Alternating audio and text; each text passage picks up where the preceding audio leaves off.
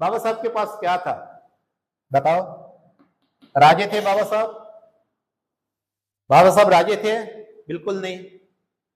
बाबा साहब तो एकदम बोले तो अपने से भी एक अलग इंसान थे। एक रूम में 5-5, 6-6 लोग रहते थे। जब उनके रामजी मालो जी उनको स्टडी करने का टाइम, बाबा साहब को स्टडी करने के लिए उठाते थे, रामजी मालो जी उनकी जगह में सोते थे।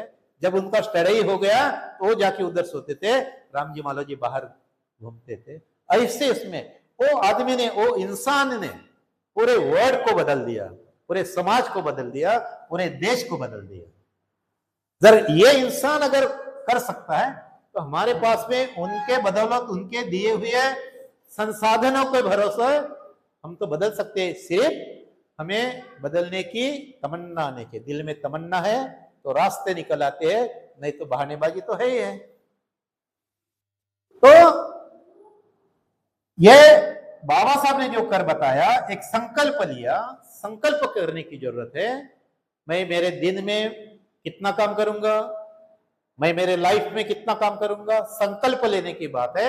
और संकल्प अगर अच्छे पढ़े लिखे आदमी ने अगर संकल्प लिया तो ये दिशा में भी हम काम कर सकते हैं और हम भी ये मानवतावादी विचार को कामयाब बना सकते हैं। बिल्कुल बनेगा। बुद्ध के पास क्या था, बाबा साहब के पास क्या था, उन्होंने सक्सेस करके बताया। और ये सक्सेस करने के बाद वो आइडियोलॉजी को इस देश के उच्च पायदान पे पहुंचा दिया। संविधान उच्च पायदान पे पहुंचा है ना। बाबा बुद्ध की फिलॉसफी जो है संविधान में यह है ना। तो ये लोग ऐसे दिशा में हमारे लोग काम नहीं कर रहे। हमारे लोग 3G में लटके हुए हैं। ये 3G से जब तक बाहर नहीं आएंगे तब ये काम आगे नहीं बढ़ेगा। अभी बाबा साहब को खत्म करने के लिए मोहरा बना रहे बाबा साहब वर्सेस बुद्ध। ये तो, और बुद्ध को बुद्ध बुद्ध बुद्ध बुद्ध करके मैं तो ये कहता हूं कि अरे हमको तो बुद्ध की फिलॉसफी मालूम है, बाबा साहब ने दिया, तुम हम पढ़ेंगे क्या पढ़ेंगे तो, लेकिन हमारे पास कुछ भी नहीं रहेगा, हमारे पास कुछ संसाधन नहीं रहेंगे, हमारे पास सत्ता नहीं रहेगी, हमारे पास सरकार नहीं रहेंगी, तो हम कितने भी अगर बैठ गए 10-10 दिन, 4-4, 40-40 दिन, 90 दिन कितने भी किए तो तुम्हारा आउटपुट क्या है? और हम बैठे हैं क्या? हमको समझ में आया हम गलत है क्या?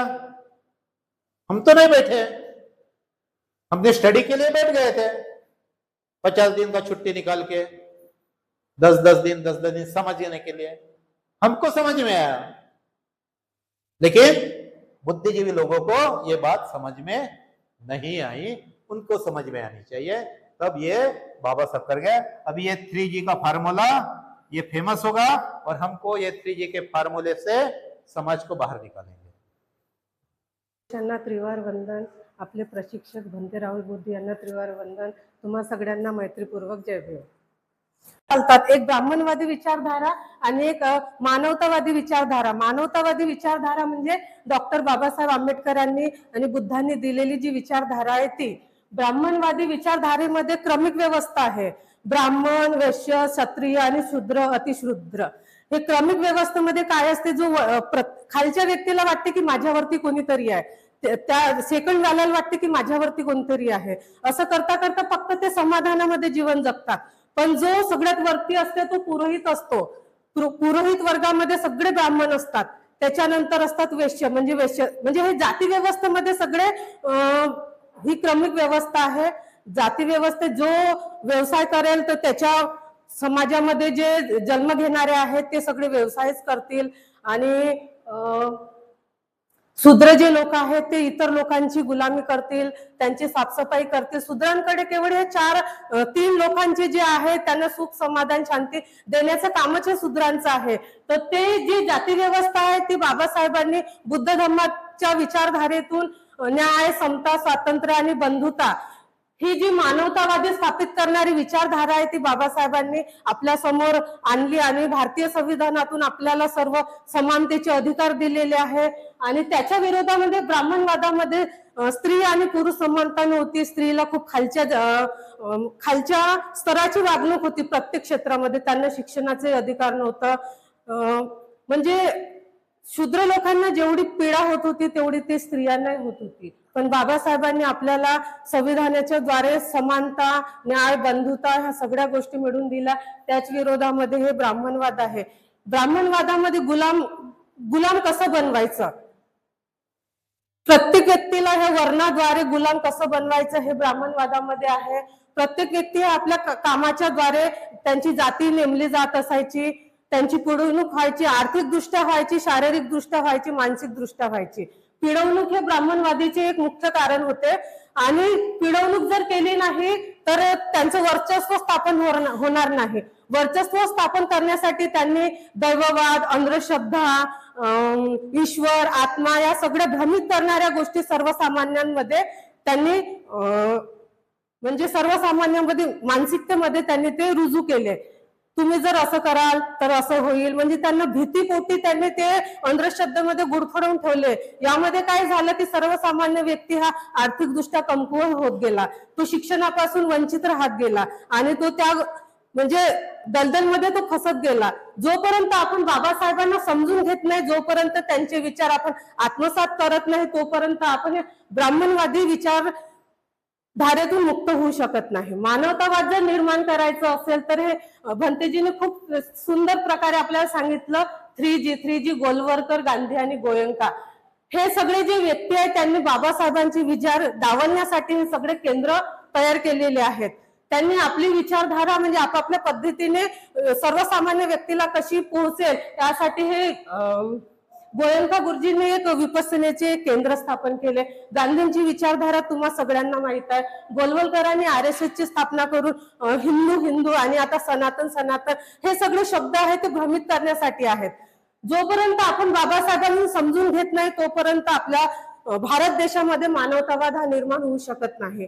त्यासाठी बाबासाहेबांनी सेमिनरीची ही खूप सुंदर अशी व्यवस्था निर्माण केली होती. पण ती सगळ्यात आधी आपल्या नागपूर उंटाखान्यामध्ये ती स्थापन झाली. खूप मोठी म्हणजे मोलाची गोष्ट आहे आणि आपल्याला गर्वाची सुद्धा गोष्टी आहे. बाबासाहेबांनी त्या काळात सांगितली होती 4 राज्यामध्ये 4 सेमिनरी असायला पाहिजे आणि त्यामध्ये कुठलं शिक्षण द्यायला पाहिजे, कोणत्या क्षेत्राचं द्यायला पाहिजे आणि प्रत्येक क्षेत्राने आपल्या व्यक्तीने कसं आपला ठसा उंचवला पाहिजे हे सगळं सेमिनरीचं हे होतं म्हणजे ध्येय होतं. पण आपण आपलं ध्येय एक आहे बाबासाहेबांचे विचार प्रत्येकापर्यंत पोहोचवणे, पण आपण ते ध्येय विसरून गटागटामध्ये म्हणजे आपली मंजिल एक आहे, मार्ग खूप वेगळे आहे. प्रत्येक व्यक्ती नावाने आणि आपापल्या मार्गाने चालतोय, पण आपलं मेन ध्येय काय आहे? संविधानाला वाचवणे, बाबासाहेबांचे विचार वाचवणे. त्यासाठी प्रत्येक व्यक्तीने कार्य केले पाहिजे. संघटनेमध्ये न राहता एक व्यक्ती, एक नेता, एक पक्ष अशी जर विचारधारा जर आपण स्थापित केली तर निश्चितच आपल्या संविधानाला आपण वाचवू शकतो आणि ब्राह्मणवादापासून आपली मुक्ती होऊ शकते. हाच आपला ब्राह्मणवाद आणि मानवतावाद हा आहे. यातील फरक मला आज एवढाच कळला. जय भीम. सगळ्यांना मैत्रीपूर्ण जय भीम. आजचा आपला विषय होता की विचारधारांचा संघर्ष. आपल्याकडे फक्त 2च विचारधारेमध्ये नेहमी आपण संघर्ष करत असतो. एक म्हणजे ब्राह्मणवादांची विचारधारा, ब्राह्मणी विचारधारा आणि दुसरी म्हणजे मानवतावादी विचारधारा. या 2 विचारधारेमध्ये सतत संघर्ष होत असतो. म्हणून आणि ब्राह्मण विचारधारेमध्ये सगळे त्यांना शिक्षणाचा गंध हा सुरुवातीपासून असल्यामुळे ते विद्वान जास्त झालेले आहेत आणि आपल्याला त्यापासून वंचित ठेवलं, त्याच्यामुळे आपण मागे राहिलो. म्हणजे हा एक मुख्य फरक आहे. त्याच्यामुळे आपल्याला शिक्षणाच्या प्रवाहामध्ये येण्याकरिता खूप उशीर लागला. बाबासाहेबांची पुण्याई म्हणून आपल्याला तो एक मार्ग मिळाला आणि त्या मार्गातनं आपल्याला एक शिक्षणाचं माध्यम मिळालं आणि त्यातून आपलं जीवन सुखकर होऊन आपण आज ब्राह्मणवादाला च्या विरुद्ध संघर्ष करू शकतो.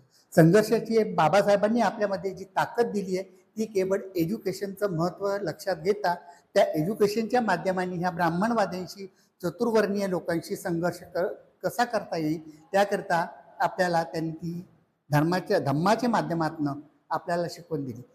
आपण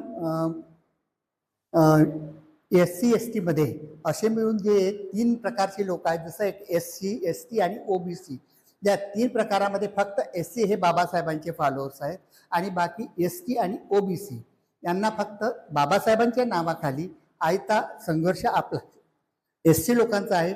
बाबासाहेबांचे फॉलोअर्स आपण SC आहोत. आपल्या लोकांच्या याच्यामुळे त्यांना आयत बसलेले सगळ्यात सुविधा मिळालेल्या आहेत. बाबासाहेबांनी SC ST आणि OBC अशा कमजोर वर्गांकरिता जो संघर्ष केलेला आहे, परंतु त्याच्यामध्ये बाबासाहेबांच्या तत्वानुसार फक्त SC लोकांनी त्याच्यामध्ये संघर्ष केलेला आहे आणि त्या संघर्षाचं फळ ह्या 2 वर्गांना मिळालेलं आहे. म्हणजे आपली लोकसंख्या 80% लोकसंख्येच्या मानाने कितीतरी प्रमाणात कमी आहे. त्याच्यामुळे आपण त्यांच्याशी संघर्ष करताना इतके मागे आहोत, सांगायचं तात्पर्य. आणि दुसरं असं म्हणजे ब्राह्मणवादी विचारधारा आणि मानवतावादी विचारधारा. आधी आपण ब्राह्मणवादी विचारधारेचा अभ्यास करूया. त्याच्यामध्ये सरांनी सांगितलेलं आहे आपल्याला की ब्राह्मणवादी विचारधारामध्ये अमानवीय विचार म्हणजे मानवाच्या हिताकरिता जे काही विचार कारणीभूत असायला पाहिजे तो विचार न करता त्यांनी फक्त एका विशिष्ट वर्गाचा, आपल्याच वर्गाचा त्यांनी विचार केलेला आहे. दुसरा असा आहे की इंसान में इंसान भेदभाव करणे राजव्यवस्था निर्माण, म्हणजे माणसामध्ये भेदभाव निर्माण करून त्यांनी हे केले. भेदभाव कशा प्रकारचा की आम्ही सवर्ण, तुम्ही तुच्छ, अस्पृश्य अशा प्रकारचा भेदभाव करून त्यांनी नेहमी माणसांमध्ये भेदभाव निर्माण केलेला आहे. तिसरं कारण सांगितलेलं आहे की मनुस्मृती ग्रंथसे चलाने, म्हणजे ब्राह्मणांची जी विचारधारा ही मनुस्मृतीच्या पद्धतीने चालतात. मनुस्मृतीमध्ये त्यांचे सगळे जे काही कानून कायदे आहेत ते त्या मनुस्मृतीमध्ये असतात आणि त्याप्रमाणे ते त्यांचे व्यवहार करत असतात. परंतु बाबासाहेब केवळ एक व्यक्ती होते की त्या मनुस्मृतीला फक्त तेच एक जाळू शकले आणि बाबासाहेबांनी मनुस्मृती स्वतः पण नाही जाळली, तर ती त्यांच्याच व्यक्तीच्या हाताने, जे बाबासाहेबांच्या कार्यकिर्दीमध्ये जे ब्राह्मण लोक बाबासाहेबांना मानत होते, जसे सहस्त्रबुद्धे, गोखले असे जे ब्राह्मण वर्गातले जे लोक होते, त्यांच्या हातून बाबासाहेबांनी ती मनुस्मृती जाळली. जाळण्याचं मुख्य कारण म्हणजे, मी ते सांगायचं विसरून गेलो, मनुस्मृती जाळण्याचं मुख्य कारण म्हणजे की ते तत्व तिथल्या त्यांच्याच लोकांना हे पटलं की त्याच्यामध्ये गुलामगिरी आणि माणसांवरती अन्याय आहे आणि ते माणसाला लागू होत नाही, हे जेव्हा तत्व त्यांना पटलं आणि बाबासाहेबांनी एक हिंदू कोड बिल हा एक कायदा तयार केला. तो फक्त स्त्रियांच्या याच्याकरता, एका विशिष्ट वर्गाच्या स्त्रियांकरिता तो हिंदू कोड बिल नव्हता, तो एक स्त्री वर्ग म्हणून हिंदू कोड बिल होता. तर त्या हिंदू कोड बिलामध्ये सगळ्या समाजातील स्त्रियांच्या उन्नतीकरिता तो एक मार्ग होता. त्याच्यामुळे हे सगळे तत्व जेव्हा त्या ब्राह्मण वर्गांना पटलं तेव्हा त्यांनी स्वतःच्याच हाताने स्वतःचे जे ग्रंथ आहेत ते जाळून घेतले.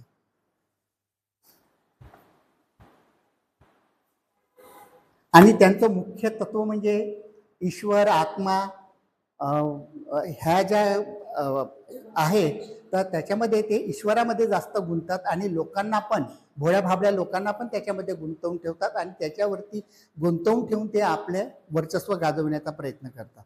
कारण की ब्राह्मण लोक कधीही मेहनती काम करत नाहीत, ते फक्त पूजेचं किंवा बसलेली कामं करतात. तर पूजेच्या माध्यमाने त्यांना आयत लोकांमध्ये संभ्रम निर्माण करून त्यांच्याकडनं जास्तीत जास्त आपल्याला पैसा कसा उघडता येईल हा त्यांचा एक व्यवसाय आहे.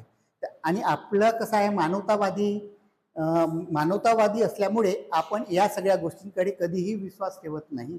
आपला मुख्य केंद्रबिंदू आहे मनुष्य जर जेही काही कार्य होत असेल, जर मनुष्यावरती त्याचं पॉझिटिव्ह रिॲक्शन होत असेल तरच आपण त्याला प्रतिसाद देतो. जर ते निगेटिव्ह रिॲक्शन होत असेल तर ते आपण मान्य करत नाही. म्हणून आपल्या मानवतावादी धर्मामध्ये फक्त मनुष्य हा आपला केंद्रबिंदू आहे आणि ब्राह्मणवादामध्ये ईश्वर, आत्मा, परमात्मा हा त्यांचा तो केंद्रबिंदू. ह्या 2 विचारशैलीमध्ये मुख्य फरक आहे.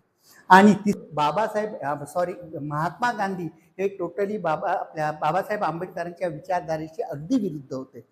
एकदा बाबासाहेब आणि महात्मा गांधीजी यांच्यामध्ये संघर्ष झाला, तेव्हा बाबासाहेब मी यांना विचारलं की तुम्ही म्हणता की आम्ही हिंदू लोकांकरिता सर्वांकरिता काम करतो, तुम्ही आमच्या जे मागासलेले वर्ग आहे त्याच्याकरिता काय काम केलं?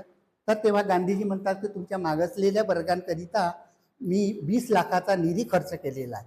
तेव्हा बाबासाहेब म्हणतात की तुम्ही 20 लाखाचा जो खर्च निधी केलेला आहे, परंतु आमच्या समाजातील लोकांना त्यातली काहीही उन्नती झालेली नाही. तोच जर 20 लाख रुपये जर मला दिले असते तर मी माझ्या वर्गाच्या कितीतरी पटीने त्यांचा विकास करून दाखवला असता. आणि दुसरा अजून एक संघर्ष त्यांचा असा होता, अमेरिकेला शिकायला जात होते. अमेरिकेला शिकायला जात असताना त्यांना जेव्हा निधीची कमतरता भासली होती, तेव्हा सयाजीराव गायकवाडांनी त्यांना फॉरेनला पाठवण्याकरिता जो काही हे केलेला होता, तेव्हा महात्मा गांधीजी म्हणाले होते की एकटंच त्या व्यक्तीला पाठवण्याचं काय कारण आहे, असं म्हणून शिवाजींना विचारलं होतं. परंतु शिवाजी गायकवाड महाराजांनी हे सांगितलं होतं की माझ्या याच्यामध्ये जे मागासवर्गीय याच्यातनं मध्ये जो विद्यार्थी अतिहुशार असेल त्याच्याकरिता म्हणून ही व्यवस्था केलेली आहे. म्हणजे असे अनेक प्रकारचे संघर्ष गांधीसोबत झालेले आहेत. म्हणून बाळासाहेबांच्या विचारधारेशी महात्मा गांधी टोटली विरुद्ध होते.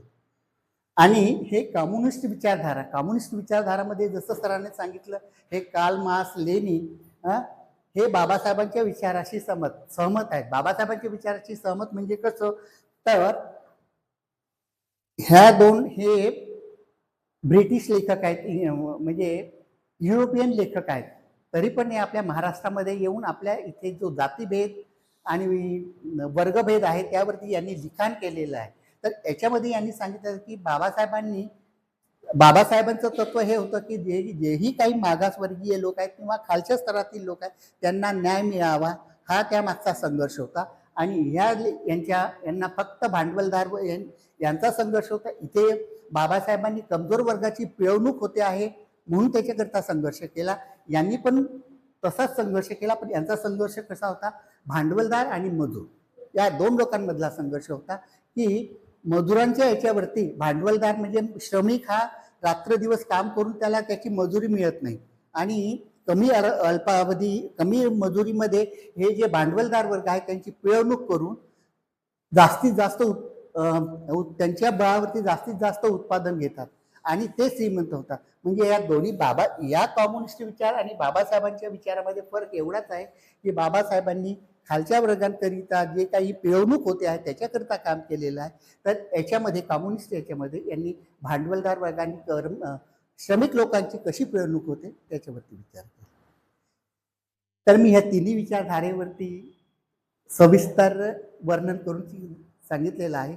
जर याच्या व्यतिरिक्त काही असेल, आणि तिसरं सांगायचं म्हणजे अजून सेमिनरीवरती सांगायचं म्हणजे बाबासाहेब आंबेडकरांनी 4 राज्यामध्ये वेगवेगळ्या ठिकाणी म्हणजे सेमिनरीचं महत्त्व सांगितलेलं आहे. त्याच्याकरता त्यांनी जागा पण काबीज केलेली होती. परंतु ती सेमिनरी आपले बाबासाहेबांचे जे विचार आपल्या मागासवर्गीयावरती जे अन्याय अत्याचार होत आहेत आणि त्यांच्यावरती त्यांना मार्ग देण्याकरता म्हणून ह्या सेमिनरीची स्थापना करण्याचं त्यांचं स्वप्न होतं, परंतु ते अर्धवट राहिले. परंतु सुदैवाने आपण इतके म्हणजे लकी लोक आहोत की कमीत कमी उलटखान्यामध्ये या सेमिनरीचा आपल्याला थोडाफार प्रमाणात का होईना आपली आता जस्ट सुरुवात आहे. त्याच्यामुळे आपल्याला त्या प्रमाणात पुढे असाच विकास होईल आणि या सेमिनरीचा नक्कीच आपल्या लोकांना फायदा होईल. एवढं बोलून धन्यवाद. आदरणीय भंते जी, और मैं उत्तर प्रदेश मेरी जन्मभूमि है। मैं दिल्ली में रहता था, अभी मुंबई में शिफ्ट किया हूँ। हो सकता है बुद्ध ने जो दिया है फॉर्मूला, जो हमें इन विचारों को एग्जामिन करेंगे, ये हमारी बाउंड्री लाइन है। अगर हम विचारों को एग्जामिन नहीं करेंगे तो हमारे दिमाग में क्या भर जाएगा, कूड़ा कबाड़ा भर जाएगा। किसी ने बोला था कि भाई इस बात से फर्क नहीं पड़ता कि किसने आपको गुलाम बनाया है, आप इस लायक हो ही कि आपको गुलाम बना दिया जाएगा। तो गुलाम हम ना बने उसके लिए क्या है कि इन विचारों को एग्जामिन करने की कैपेसिटी हमारे अंदर होना चाहिए। बनते जी उसी बातों को बता रहे हैं जब इन सारे लोगों का नाम ले रहे हैं, बाबा साहब का और लॉर्ड बुद्धा, तथागत बुद्धा का जब नाम ले रहे हैं तो उन्होंने हमें हथियार दिया, यूज दिया है, टूल्स दिए हैं कि कैसे हम विचारों को एग्जामिन करें कि वह उसको परीक्षण करे कि वह हमारे लिए फायदेमंद है कि नुकसान देय है। धम्मा उसका सिद्धांत, क्या धम्म है, क्या धम्म नहीं है, और क्या सधम्म है। धर्म नहीं बोल रहे हैं, धम्मा बोल रहे हैं। तो वो चीज है, अगर हम इनको एग्जामिन नहीं करेंगे तो, और हमारे पास इसके अलावा और कोई हथियार भी नहीं है, एग्जामिनेशन क्या करने के अलावा और क्या हथियार है? आपके पास पॉलिटिकल पावर भी नहीं है। पॉलिटिकल पावर कांशी राम जी ने जो है लाने की कोशिश की थी, बट समहाउ वो नहीं हो पाया। बाबा साहब ने जो दिया है वो है, बाबा साहब ने और मानवर लॉर्ड बुद्धा ने जो बहुत बारीक सेमिनरी कि यहां से वही टूल इस पूरे भारत में लोगों को दिया जाना चाहिए कि कैसे अपने आप को सुरक्षित करें इन वैचारिक हमलों से। तो किसी को भी वो आगे बढ़ते रहेंगे, ऐसे करते रहेंगे, लेकिन हम जो बेसिक चीज अपना सुरक्षा कवच वो धम्म है। और ये धम्म को भी जो है धर्म के नाम में बदल करके उसको उल्टा पुल्टा सारा कर दिया है। लेकिन मेरा सभी लोगों से निवेदन है कि वो धम्म को और धर्म को कंफ्यूज ना करें। धम्म बिल्कुल अलग चीज है और धर्म बिल्कुल ठीक उसके उल्टा है। धर्म हमें वो औजार देता है कि विचारों को कैसे, जिस चालनी से आटा चालते हैं उसी तरह से कैसे जो है इन चीजों को चाल सके। तो बाकी जो हम कंसेप्चुअल क्लैरिटी के ऊपर, वैचारिक स्पष्टता के दृष्टिकोण से ये दो चीजें जो है हमने रखने का कोशिश किया है। बाकी बहुत बढ़िया बताया है तो बंदे जी ने, साधु